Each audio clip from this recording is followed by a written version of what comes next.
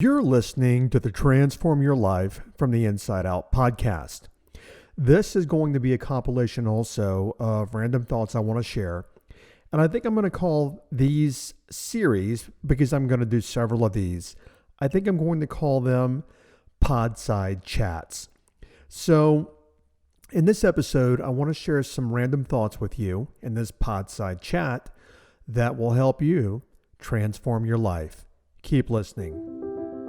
Hi, I'm Jim Fortin, and you're about to start transforming your life from the inside out with this podcast. I'm widely considered the leader in subconscious transformation, and I've coached super achievers all around the world for over 25 years. Here, you're going to find no rah-rah motivation and no hype, because this podcast is a combination of brain science, transformational psychology, and ancient wisdom all rolled into one to take your life to levels you've never thought possible. If you're wanting a lot more in life, to feel better, to heal, to have peace of mind, to feel powerful and alive, and to bring more abundance and prosperity into your life, then this podcast is for you, because you're going to start learning how to master your mind and evolve your consciousness. And when you do that, anything you want then becomes possible for you. I'm glad you're here. Okay, so Podside Chat, I was thinking today about this episode. And for those of you that wrote in and let me know your feedback from the last episode I did in this format, thank you very much. And this format, quite simply, is literally, I don't plan it out. I don't bullet anything out. I basically am just sharing with you, thoughts from notes that I've taken over many years, 2.5 decades working with my brother-in-law. And I'm going to jump around a lot. That's what I do, number one. But secondly, a lot of things pop into my mind. Somebody actually commented and said, I want Jim to talk about more spiritual things like he had mentioned in the past. What I want to point out is that everything is spirit. Everything is spiritual. I mean, you have spirituality in a tree or a blade of grass or a dog or Mozart. Everything is spiritual. It's just a matter of how we look at it. And the way that I look at it, because I'm a spiritual being, anything in my external and my internal world, I can apply to myself spiritually. And I talk about money a lot in my episodes. And the reason why is money spiritual as well. I mean, there are many people that have written many books, people like Wayne Dyer and Marianne Williamson and Stuart Wilde. And people like this have written books about money and spirituality, because so many people are conditioned in the world to think negative things and bad things about money. And as you probably have heard me say before, is that money comes from the universe, and what can be more spiritual than that? I mean, we're all part of the cosmos, and you really can't help anyone if you're poor. You can't even help yourself many times if you're poor. So money can be good when it's used as a tool, but it's not used to define you, and you don't make money your master, which I'm actually going to talk about as a bullet in this episode. Many people have been conditioned and they've learned to make money their master. And I'll talk about that in a little bit. Okay, so the first bullet, and I don't know how many I'm going to do here. I just, grabbed my notes and went through notebooks, and I literally have, 5 or 6 notebooks right in front of me of 25 years of notes, and a lot of it's chicken scratch, and I'm having to go back and decipher. But let me pull some bullet points out for you. Okay, and let me share these. So the first one we're going to look at is the only way to feel love is to love yourself first. Consider that. The only way to feel love is to love yourself first. So many people are wanting, I don't know who doesn't want love, right? And doesn't want to be loved. But the mistake that a lot of people make is they go out in the world wanting love and looking for love instead of being lovable. And that's a completely different ball of wax to be lovable. Anyway, about myself many years ago. I think it was probably, I'm just thinking here, 2001. I was traveling with Don Javier, and my family was, and we did some ceremonies, some spiritual ceremonies in Oracle, Arizona. And you probably have heard me say before, if you've listened for any amount of time, is he doesn't teach me in the 3D. He'll even tell you he's not a teacher. He just does what he does, and we absorb what we absorb, those that are with us. And he talks a lot. Like, for example, he was here Saturday night, and he left at 6 a.m. in the morning. He got here at 8 the night, 8 p.m. on Saturday night, and he left at 6 in the morning.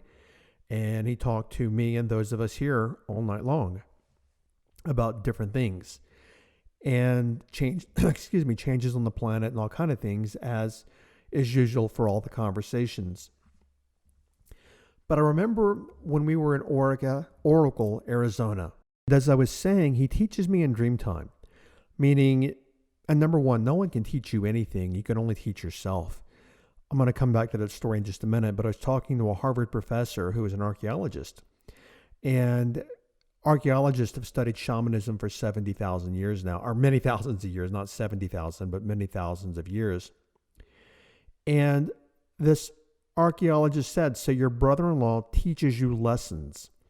And I said, yes. And again, this was many years ago. And I recognized later, he doesn't teach me anything. He gives me the opportunity to learn. And the same thing about this podcast. I can't teach you anything. I can simply present you with the opportunity to learn, and what you do with that opportunity is up to you. As well, the reason I keep the podcast short and I started this kind of format for right now is people, they want to, we're in a world that's conditioned to consume content. Content, give me more. Most people, it's research done. They don't even absorb 10% of what they're consuming, but yet they're wanting more. And I would rather you guys be like, if I get this correct, what was that old Bruce Lee quote? Is that I'd rather practice one kick 10,000 times instead of 10,000 kicks. And that's where this content becomes powerful, is when you practice it, but you practice a fewer amount of principles until you master them. Okay, let's go back to Oracle, Arizona. Dreamtime, which is where the lessons come. Anytime I need anything, I will text him and say, hey, Don, can you, and we use the word satellite. As a metaphor, can you satellite me the answer in dream time, or communicate with me in dream time and show me or give me guidance in dream time, or whatever it is? And in dream time, I had this dream where he was, and dreams are metaphors, and there are different kinds of dreams and different levels of dreams. There are dreams of power, which is what this was, and there are ordinary dreams. More on that later, different topic, different subject later on. I want to keep my train of thought here. Anyway, so in the dream, I was looking in a mirror, and I was looking in the mirror, and I was seeing him in the dream in the mirror. Oh, wait, let me back up the whole story. I'm not even going to actually have anybody edit this. Let me just actually start the story again, because it's all coming back to me now as I think about this. Here, let's go here. Sorry about that. In the dream, I was talking to him, and I was screaming at him. And by the way, I'm not a screamer. It's just no one that knows me can ever say they've ever seen me scream at anyone. And in the dream, I was screaming at him. And this is what I was screaming. I was screaming, I hate you. I hate you. I hate you. Now, mind you, that's really, for me, that's a bit odd, because I don't talk like that in my normal 3D consciousness.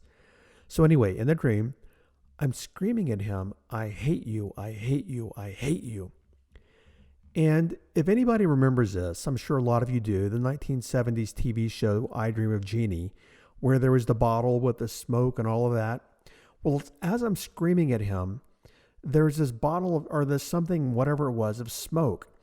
And smoke just covers the room as I'm screaming at him. And it covers where I can't see him anymore. And then the smoke dissipates. And I'm looking in the mirror. Wow.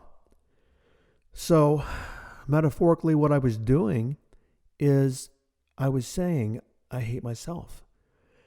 And I didn't dismiss that because, ironically, the next night or so, my sister said to me, she goes and she came to my room and we were chatting and she said something that was out of the ordinary for her. My family calls me Jimmy. And she goes, do you love yourself? And of course, I gave the stock answer, well, I think so. I mean, I guess. I mean, what does that mean? But in that moment, in that dream, that was a lifetime pivotal lesson for me is I can think all day long that, I like myself and all this kind of stuff. But what I really have to look at, and I'm talking to all of you listening, what you really have to look at is how you treat yourself. Because there's something that I'd mentioned before on another episode I had written on my blackboard in one of my offices for a decade, is how I treat myself is how I perceive myself. And then I think back to college. And I remember taking an IQ test in college administered by the school psychologist. And they said, looking at your testing here, it looks like you have low self-esteem. Now, I couldn't reconcile that because I had also said, and I'm jumping here because literally self-esteem is not the same thing as self-worth and self-love. I'll kind of put all this together. But I said, no. I just want to be chilled out. I want to be humble, etc. I don't remember what I said, but something along those lines. And he goes, well, you know what? We might want to dig into your self-esteem and look at that. And because I was always an achiever and always everything that I did, I've done relatively well in my life. I thought I had high self-esteem. And one of my clients one time, she was one of the top 10 ranked in terms by her numbers, her performance, one of the top 10 real estate agents in California. And I used to coach real estate agents. And I said, you know what's going on here is that you have low self-esteem. And she goes, no, I don't. She goes, how could I do what I do in life? I mean, all this achievement and have low self-esteem. And we worked together a little longer and she's like, oh my gosh, you're right. I never recognized that I do. I do have low self-esteem. Now, let me segue there for a second, is that self-esteem is how you value what you think are your skills, things that you can do in the world and your perceptions about your abilities in the world. And then your self-worth is what you think about yourself as a being. And I see many people that have combinations of low self-esteem and low self-worth. And as I'm sharing that with you, I'm recapitulating all this. That's why I'm kind of taking my time with what I'm saying, is I had both, I do believe, low self-esteem and low self-worth. And until you love yourself and learn to love yourself, then nothing's going to change for you for the most part. And that's a nebulous one. That's like, well, what does that mean? How do I love myself? And I recognized long ago, no matter who you are, no matter what your walk of life is the first thing that you can do before you can love yourself is you have to accept yourself. You have to accept yourself. And in this world that is so caught up on external things, people are taught all day long they're not good enough. And I'm not pretty enough, and I'm not tall enough, and my skin's not young enough, and I'm overweight, and people are going to judge my car, and people are going to judge this. And we live in this world where there are so many markers that people work by, and they learn to dislike themselves. And I remember just through experience seeing somebody that I know she worked with my brother-in-law this was 25 years ago, and she worked with him for 2 or 3 years. And I saw her on Facebook 7 or 8 years ago. She's not worked with him in many years. And she's in her 70s. And I don't think she's aged particularly well, but she radiates this vibrance about her. I mean, she has this pull to her, this presence, and it's vibrance. And in that moment, it just dawned on me, wow, that's amazing. She really, really, really loves herself. So let me go back here. Is the only way to feel love is to love yourself first.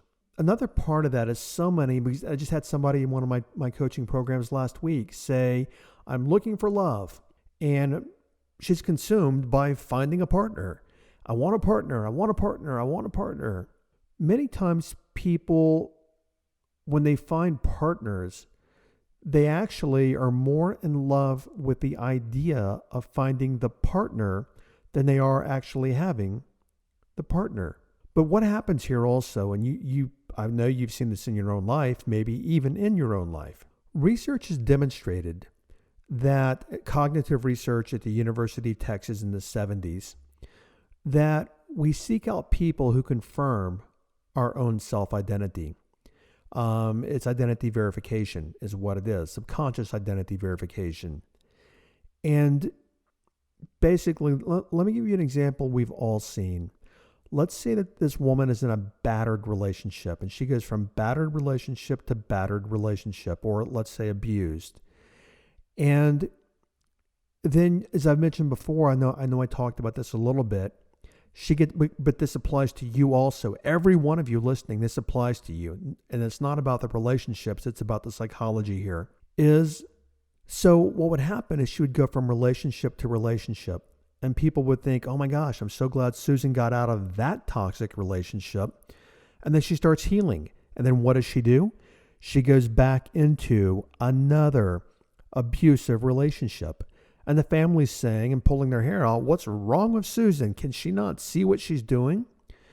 Well, what she's really doing is she's confirming her lack of self-worth by getting into a relationship also with someone who will confirm her lack of self-worth, which means she will seek someone out who will not value her and will abuse her. Now, it stands to reason, but we generally don't think about this, is people who have such low self-worth and low self-value, they will seek out people that will confirm that low self-worth and that low self-value, identity verification. The interesting thing is that the person that they seek out is also a person who believes, for example, you've heard many, I don't know, on TV and movies and all that, you hear some guys say some women just need to be put in their place and slapped around, or some nonsense like that. So let's say that you have a woman who has really so low self-worth and low self-value. So then that's what she seeks out, and the partner she seeks out will believe also that women have low self-worth, women have low value. Therefore, women need to be put in their place. So what happens is she will attract a person that will confirm her identity, and he will attract a person that will confirm his identity. You have to be good with yourself first. You come into the world alone, you leave the world alone. And I see so many people that struggle with a lack of self-worth and a lack of self-value. They don't value who they are. And the reality and the unfortunate thing is this, is there's no barometer. There's no kind of, you can't get online and you can take all kind of assessments and everything else. But how do you measure your self-worth as a being, a human being on this planet? There's no measurement. We don't have any measurement tape. And you have to value yourself now. Even the fact that you're on the planet, you're serving a purpose, you are valuable, and we're all valuable to different degrees. So what I want to share with you here, the first point, is the only way to feel love is to love yourself first. And then what I said is to love yourself first, I have found in my own life, what precedes that is self-acceptance, and accept whoever or whatever you are.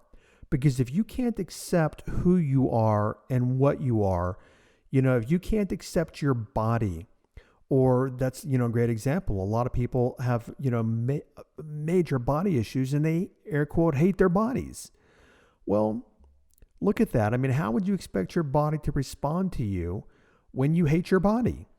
So something I heard my brother-in-law say to someone one time. They hated their job. And this is not the same thing, but it's akin. They hated their job. And all they were trying to do is run away from that job. They wanted something else. And he said something, it took a lot of years for me to, for it to soak in for me. But he said, before you can find a fulfilling new job, you must value and love what you have. And I was talking to this kid today at Whole Foods, supermarket. And he goes, I hate this job. It's a dead-end job, but it pays my bills. And I was sharing with him that it's vital that, appreciate this job. Because if you didn't have it, where would you be? I mean, you think you're down in life and you've got a job and you think you're down compared to your story about where you want to be and air quotes should be. You need to be thanking the manager who hired you and the company who hired you. Now, it's just popping into my head as I'm going. The reason I started talking to him today and we had this conversation about 8-9 months ago is he helped me with something in the store, and I actually went to the manager and told the manager what an assistance he was, meaning he was very, very helpful to me. And I thought to myself, wow, he must love his job. And I recognized it's not that he loves his job, it's that he values in the way that he does his job, and he does it well. Okay, let's go back and finish up this point. We'll move on. Is the only way to feel love is to love yourself first. There's also a book that I recommend to everyone I should actually get an affiliate link for this, and I'm just kidding. I don't have one, but the book is called Love Yourself Like Your Life Depends on It. And it's a very short book. It take you maybe, I don't even know, like I read it many years ago, like an hour to read, if even that. And it has literally daily, just you're going to it's going to just tell you basically affirmations in front of the mirror. I love myself. I love myself. I love myself. What I've learned through my own life and observation is we don't destroy what we love. Consider that. So if you're overeating or over drinking or over something that's destructive, consider that. We don't destroy what we love. Okay, so that's bullet or point number 1 in this podcast. I want to keep the episodes at 30 minutes, 40 minutes max. Why? Because attention spans and, people live busy lives, and I want to make it consumable and, chew on it. And so I'm only going to have time for one more bullet point. I didn't recognize I was going to go that long in the last one. But another bullet point that I did write down a couple of bullet points, but only from my notes, because I've got notes upon notes upon notes and notebooks and journals and everything. But one of the things that I pulled out is, and episode number 6 is about this, conquer the silence. Because now is the most important moment in your life, because it's the only moment in your life. Ponder that. Now is the most important moment in your life because it's the only moment in your life. Now, back to silence. I don't really want to spend a lot of time on that. Go back and listen to episode number 6. But basically the reason I tied that in is you've got to get quiet. You've got to get still. So many people are never quiet enough to live in the now, which is all there is, the most important moment in your life. There is no future. There is no past. That's even physics. Time is a construct of human beings. But we rush around, and I'm not tossing stones. I've been there. We rush around through life. And because we rush around through life, I'm just popping to my mind. I did an episode on this recently when I mentioned the Beatles song. And John Lennon had said something like, life is something that happens to you while you're busy making other plans. Guys, folks, people, is that, have you ever stopped to recognize that the majority of what you worry about is all related to something in the past, and more specifically, something in the future, something that hasn't even happened yet, the future hadn't even happened, and people worry about it. And, I'm actually downstairs in my office, and one of my dogs, he's 10 now. That dog just tied to me at the hip. I got him as a puppy, found him on Facebook. And actually, when I got him, I just saw him as a stray dog. So he came into somebody's yard, and they said, hey, we called animal control 5 days in a row, and they never came and got him. If you want the dog, just come and get him. And he was a puppy. He's only, 3 or 4 months old. And I brought him home, and he immediately just gelled with my other 4-year or 2-year-old lab. But the thing about dogs is, you notice dogs, they live in the now. They're completely present. Dogs aren't worried about what's going to happen tomorrow. They're definitely not worried about what happened yesterday. All they're focused on is what's going to happen or what's going on right now in this moment. So let's all be like dogs. I mean, what's going on now in this moment? Now, where I want to go with that for you and all of you guys is another point here that I pulled out of my notes earlier. Is I wrote it down. Here it is. All the things that hurt you in your past are not in your present. Consider that. All the things that hurt you in your past are not in your present. And I was talking to someone today. I'm just being 100% laying it out honest with you guys and transparent. And I'm trying to think of my words here. I was a little resistant to the relationship today with this person. And after our conversation with this person, I walked away and I said, he's not like who he used to be. He really has changed. But I haven't noticed that as much because I was blinded, because I was still living in my illusion and my stories about who he was many years ago. Because he's changed. And that was evident to me, and not what he said. It was evident to me in the way the conversation unfolded, because it unfolded in ways that he was demonstrating, not talking about, but demonstrating that he had changed. And in the past, the reason this bullet is all the things that hurt you in your past are not in your present, is that he used to be a very hurtful person to me in the past.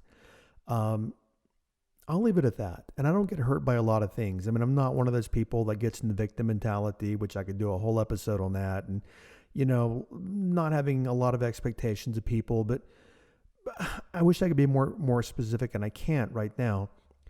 But I recognized he's changed. But you know what? I hadn't changed because I hadn't recognized that he had changed. So I was treating him as if he were the person who had not changed and who was the hurtful person to me in the past, without recognizing that, you know what? Even that past doesn't exist now because he's a different person now.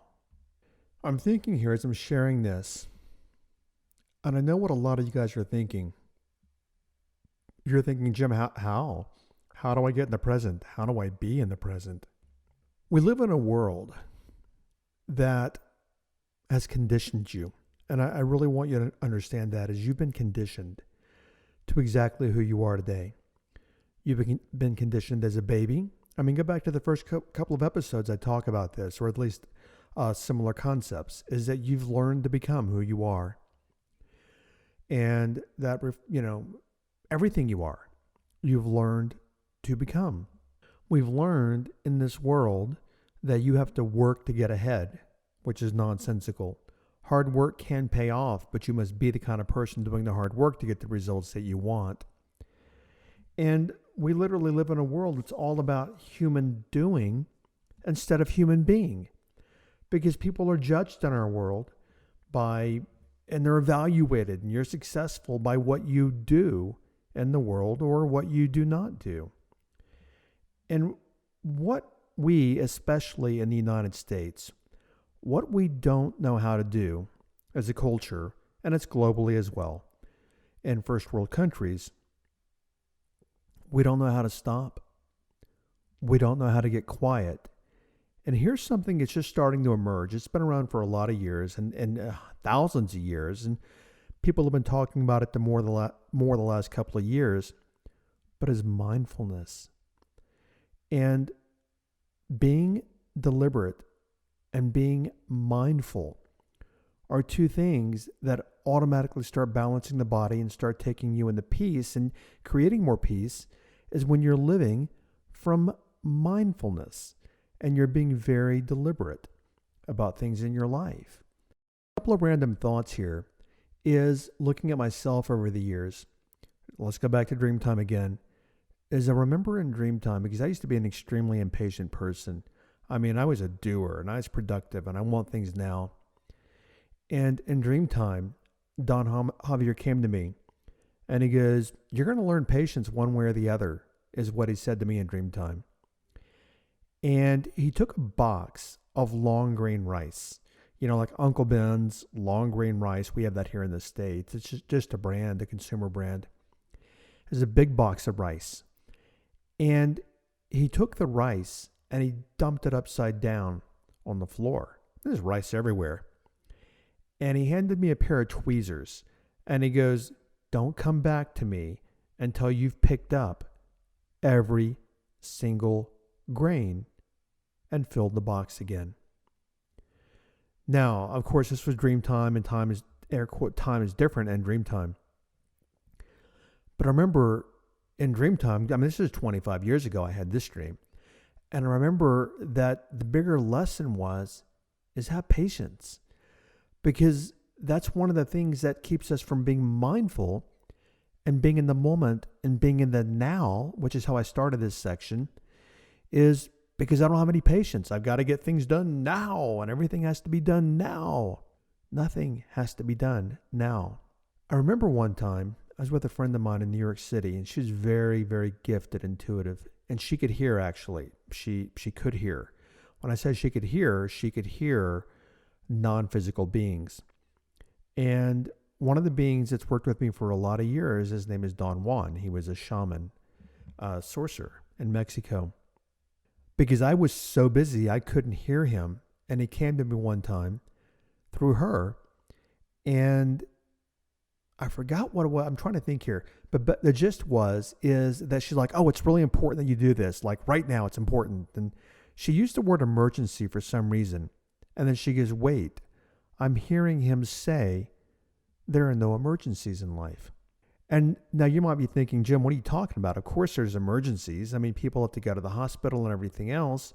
Well, when you look at life in the context of life, of course there are emergencies. I mean, we're having a baby. We want to go to the hospital, and this person had a heart attack and they want to rush to the hospital.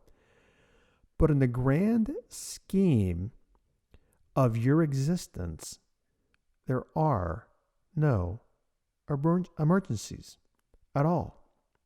So what I would suggest you do, this is your homework, is I don't have anyone to recommend or anyone to refer. I do my own work, but get online and start researching some mindfulness training and find something that, I don't want to recommend anything. The reason why is because different things work for different people. And if you saw something online that might never resonate with me, you might never do it. I'm sorry, it resonated with me, but didn't resonate with you. And you wouldn't do it if I said, "Hey, well, here's the training." But if you get online, or when you get online, and you find something and you're like, "Yeah, this looks really cool. I'm going to actually pay $20 or $80 or whatever it is. I'm going to go through that mindfulness training." That will help you tremendously, not only in terms of slowing your mind and learning to be in the moment and to be at peace, but it will also help you in terms of your health. Okay, so let's recapitulate here, as I do on every episode, is number one, and before I share this with you, is take some time with this. Chew it, digest it, taste it, and get introspective. Look at your own life. Because we love, it's what the brain does. It filters out information very quickly. We love to filter things out. And I often find doing the coaching that I do, many times people will say, well, that doesn't apply to me. And guess what? Many times it does apply to them, but they can't see it in themselves. Like the story that I relayed to you earlier about the person who changed, but I didn't see it. And I was operating from my past interpretations about that person. Okay, so the major thoughts for today, this episode, is the only way to feel love is to love yourself first. The second one is conquer the silence, because now is the most important moment in your life because it's the only moment in your life. And then the next one, all the things that hurt you in your past are not in your present. Okay, chew on that. And I said when I started, I wanted to talk about money being your master. So what I'll do is I'll start the next episode with money being your master. And we live in a world, I see it every day, of people that, air quote, hate what they do for a living. They hate their lives. They hate the conditions. But they have become, without even recognizing it, they have become a slave to money, and money is their master. And you could even ask them, well, do you place a lot of value on money? And many times they're fooling themselves because they'll say, no, I don't. Money's not that important. But they've become a slave to money, not even recognizing. I'm going to give you a little tip here, a little hint. If you're not doing what you absolutely love to do in terms of income production, meaning for a living, if you're not doing that because you're afraid to leave what you're doing because of the security, air quote, security of that position and the income or the benefits or whatever, guess what? You have become a slave to money and made money your master. We'll talk more about that next episode. And if you would please, as I'm beginning to say on every episode, because I don't want these episodes to feel like they're commercial, please share the episodes. Because if they helped you, they're going to help other people and friends and family. Okay, do what you can to make it a great day today, and I'll catch you on the next episode. Bye-bye. If you're serious about transforming your life from the inside out, I have a free training that you're going to want to listen to, and it's helped tens of thousands of people all around the globe. The thing is, all of my students start here because when you learn to change your thinking, you'll change your life. Because as you already know, life happens from the inside out. The training is called Discover How to Eliminate Fear and Negativity in an Instant. So go to jimfortin.com/eliminate fear and start learning how to transform your life at a deeper level from the inside out. Thank you for listening to this entire podcast. If you're the kind of person who likes to help others, then share this with your friends and family. You know, if you found value, they will too. So please share via your social media channels. Also, if you have questions, I'm here to assist. You can email me questions to support@jimfortin.com, and I may even use your question for a future podcast episode. Also, if you want transformational content like this daily, connect with me on Instagram. My Instagram name is I am Jim Fortin. Finally, I do have a personal request. I believe that we're all here to help others and to grow and evolve ourselves. Together, you and I, let's help more people. If you would please leave a review on iTunes, and a good one by the way. I'd be grateful, and through your assistance together, we can transform more lives. Thanks for listening.